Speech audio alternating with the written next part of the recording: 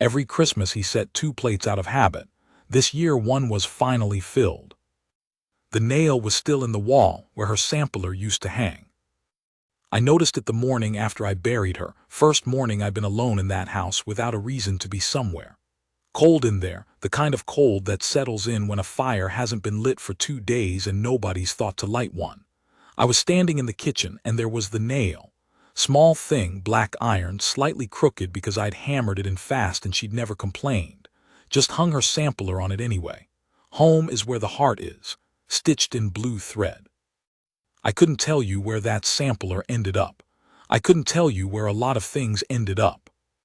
That was 11 years before what I'm trying to tell you about. 11 years is a long time to learn to move in a house without filling it. I got good at it. A man can get good at almost anything if he practices long enough. I knew which boards creaked and I stopped stepping on them, not because anyone was sleeping, but because I'd learned to move quiet the way you learn to do most things after you've been alone for a while, not with intention, just with the slow gravity of habit. I kept my corner of the table clean, and the rest of it I let go.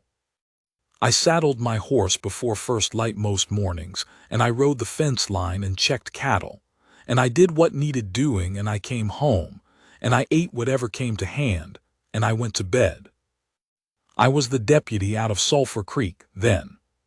Jack Farrow, which means this is my story to tell, and I'll tell it the way it happened, not the way it sounds better. I'd been the deputy going on 6 years at that point. Marshal Greer was a decent man, getting old, not much appetite left for hard work. Most of the real riding fell to me. I didn't mind. Sulphur Creek was a quiet enough town if you didn't count the trouble that came through it on the Southern Trail, and trouble on the Southern Trail was something I understood. Comanchero runners mostly, that late in the season. Men moving guns and worse things in wagon beds covered with canvas and lies. I'd learned to read them by the way they drove, too steady, eyes forward like a man who's been told not to look around. I'd been hit once, years before, left side under the ribs. Healed wrong. I still feel it when the cold sets in, a deep ache that starts around October and doesn't let go until April. That October, the night I'm starting with, I was riding back from a long day south of town when I found the wagon. It was off the trail about 40 yards, listing hard to the right because the wheel had come apart. Not an accident, I could see that even in the near dark. The wheel hadn't hit anything. The linchpin had been pulled. Someone had stopped the wagon deliberately and then left it there, and whoever drove it was gone. I rode up slow, hand on my colt, but there was nobody. Canvas over the bed, lashed down with cord. I cut the cord. Underneath was a woman. Not dead, close maybe. She was curled on her side in the wagon bed, and she was breathing the shallow kind of breath that a body makes when it's been through something and shut itself down to bare minimum. She had a coat that had been someone else's once, a man's coat, too long in the sleeve, and her boots were wrong for the weather. She was maybe 35 years old. Her hair was dark and loose and had straw in it. There was a bruise along her jaw that was 3 days old at least, going that ugly yellow-green. I said, "I'm a lawman, you're safe." She didn't open her eyes, but her jaw unclenched just slightly. That was how I knew she'd heard me. Her name was Nora Voss. I got that much out of her on the ride back, her wrapped in the horse blanket I kept in my saddlebag, sitting in front of me because she couldn't hold herself upright. She told me her name and that she'd been out of Laredo, and she told me she'd been traveling with men she hadn't known were what they were. She said that last part in a voice that was flat and deliberate, like she was reading from a document, like she decided she was going to say exactly that and nothing more. I didn't push. I took her to Doc Alderman's and I stayed until he'd had a look and told me the bruised jaw was the worst of it, and she'd be fine with sleep and food. And then I went home to my empty house and I stood in the kitchen for a while, and then I went to bed. I thought I was done with it. She was still at Doc Alderman's 3 days later when I went back to get her statement for the marshal's report. She was sitting up in the cot, dressed, with her hands folded in her lap, and she gave me the statement in the same level voice she'd used before. She'd been widowed in Texas 2 years prior, been working as a seamstress in Laredo, and she'd taken a job sewing canvas covers for a freighting company that she had not known. She said it twice, clean and without flinching, was running guns to men she didn't name. When she'd understood what she was part of, she'd refused to go further, and one of the men had hit her, and they'd left her in the wagon. That was her statement. She folded her hands in her lap afterward and looked at me and waited. I asked her where she was heading. She said she didn't know yet. I wrote that in the report, destination unknown. I filed it. I figured that was the end. But Sulphur Creek in October is not a place where a woman alone with no money and no destination lands on her feet quickly. There wasn't work immediately. The hotel was full. Mrs. Colton at the boarding house had 2 spare rooms, but one of them had a leaking roof, and the other she was saving for her sister's family coming down from Denver, and she let Nora Voss have the leaking one at half price, and that was something at least. I don't know why I started checking in on her. I told myself it was professional. The marshal liked to keep tabs on people who'd had contact with the Southern Trail runners. I kept it brief, standing in the doorway, not coming in. She was always working when I came. She'd gotten herself a commission from the dry goods store, hemming and mending for customers who brought things in. She worked at a small table near the window for the light. She'd look up when I knocked and give me a look that was not unfriendly but was measuring, like she was deciding something about me each time and hadn't finished deciding. The first time she said anything beyond answering my questions directly, it was November. Cold snap had come early. I'd come by on a Tuesday afternoon and she was working on a coat, and there was a cup of coffee on the table beside her, and she said, without looking up, "There's coffee if you want it. It's hot." I stood there for a moment. I couldn't think of the last time anyone had offered me anything in that tone. Not the tone of a woman being polite to a lawman, just a person saying a plain thing. I said no. I don't know why I said no. Force of habit maybe. She just nodded and kept sewing. I thought about that cup of coffee for 3 days. The next Tuesday, I came back and accepted it. That became a thing. I don't know when it became a thing. There were weeks of Tuesdays, the coffee on the table, her working, me sitting in the one other chair not quite sure why I kept coming, except that the hour I spent in that room was the 1 hour of the week where the house I went home to afterward felt less like a sentence. She was not a woman who filled silence with talk. That was part of it. I'd spent 11 years around women who pitied me just enough to keep talking, to keep feeding me casseroles and suggestions, and Nora Voss just worked and occasionally said something worth saying and left space around it. She asked me once how I'd ended up in Sulphur Creek. Not how'd you end up a lawman, which people asked, but how'd you end up here, specifically, in this particular piece of nowhere. I told her about my wife, Ruth. First time I'd said Ruth's name out loud in about 1.5 years. I said it, and the words sat there between us, and Nora Voss looked at me for a moment, level, no pity in it, and then she said, "She sounds like she was a steady woman." Not "she sounds like she was wonderful," not "I'm so sorry." She sounds like she was a steady woman. I said yes, she was. And we went back to being quiet. But something had shifted, the way ice shifts before it breaks, and I didn't understand what it was yet. December came in hard that year. The ache under my ribs started in early and was bad enough some mornings that I was slow getting up, and I'd gotten used to being alone with it, just a thing my body did now, like breathing. I'd stopped telling anyone. Wasn't worth the looks. The week before Christmas, I fell off my horse. I'm not a man who falls off horses. I've ridden since I could walk. But I was coming back from the South Line in the dark, and the cold was the particular kind that wraps around your ribs and squeezes, and I had the ache bad that night, and my grip wasn't what it should have been, and my horse spooked at something. A jackrabbit, I think. Just a flash of pale movement in the dark grass. And I came off hard, left shoulder into frozen ground, and lay there for what felt like a long time looking up at a sky that had too many stars in it. I got myself home. I won't say how that went. I'll say it took longer than it should have, and I was half off the saddle for the last mile, holding the horn, and by the time I got my horse into the barn I couldn't lift my left arm above my chest. I went inside. I sat in my kitchen. I couldn't get my coat off without the kind of pain that made my vision go gray at the edges. I sat there. There was a knock at the door around 9 o'clock. It was Nora Voss.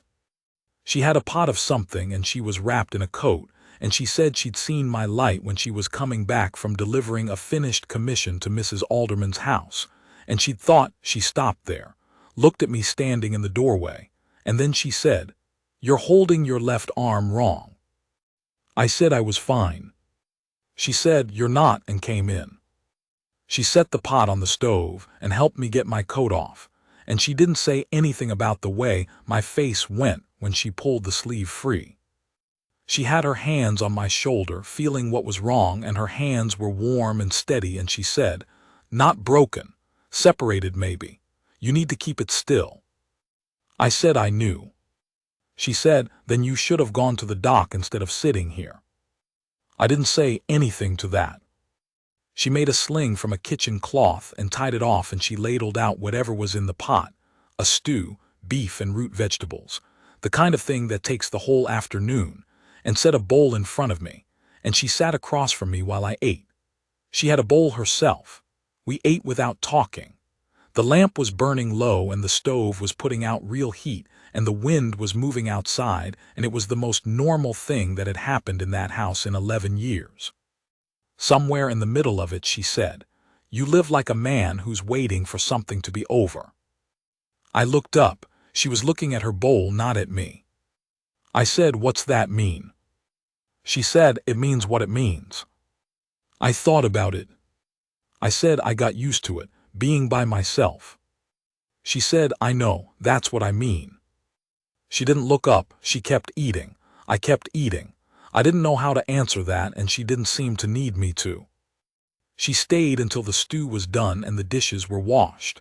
I stood at the basin with one arm and she did the work, and then she said good night and went back out into the cold.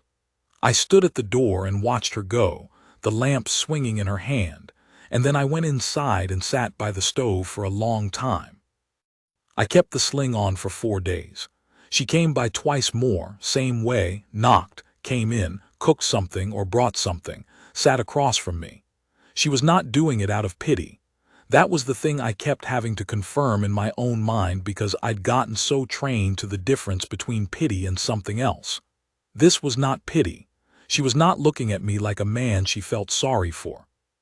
She was looking at me like a man she'd decided was worth her time, which is a different thing entirely, and I didn't know what to do with it. Christmas morning I got up and I did what I always did. I got the plates out of the cabinet.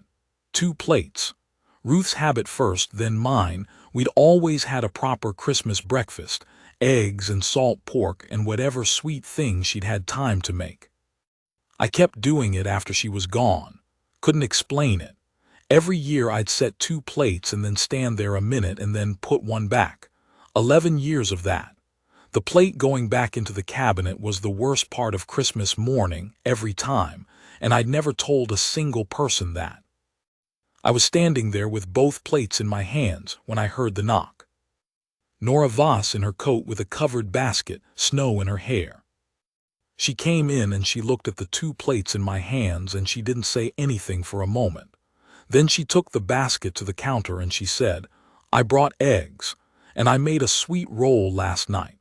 I don't have anywhere to be today, and I thought I'd ask if you minded company." I stood there with both plates.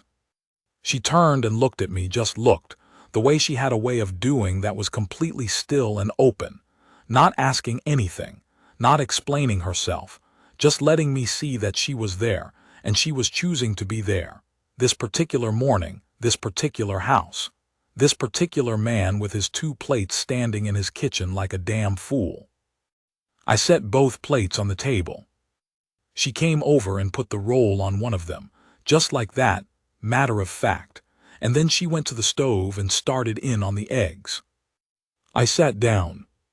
I'm not a man who cries. I won't say I cried. I'll say I sat there at my own table with 2 plates on it, and I looked at the nail still in the wall and the ache in my side that had been with me for 11 years felt, for the first time, like something I was carrying instead of something that was carrying me. And that's the difference. You can carry a thing. You can set a thing down when your hands are full of something better. She cracked the eggs and hummed something I didn't recognize. Low to herself, not performing it. Just a woman in a kitchen on Christmas morning. We ate breakfast, both plates. It took about 20 minutes, which is a short time for a thing that felt that large. When we were done, she poured the coffee, and we sat there in the quiet. There was snow coming down outside. I could see it through the window, and the stove was going good, and the light coming in was the particular kind of light that only comes on a day like that, gray and soft, and so even it doesn't cast shadows. She reached across the table and put her hand over mine.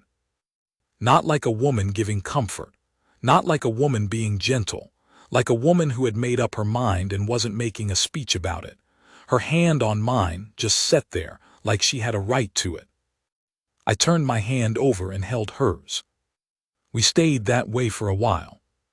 I'll tell you the rest of it plainly because I don't see the use in stretching it out. By spring, she'd moved her things over. Not all at once. Her sewing table came first, near the window because of the light, and I moved some things around to make room for it. And the sound of the needle through cloth became the sound of that house, which it had never had before. Her sampler went up in the kitchen, not on Ruth's nail, but on a new one I put in level, done right this time. It said something different. I forget what. Something about home. We were married in May, out back, Reverend Hooper, and about 11 people who came because they wanted to and a few who came because they were curious, and I didn't mind either kind.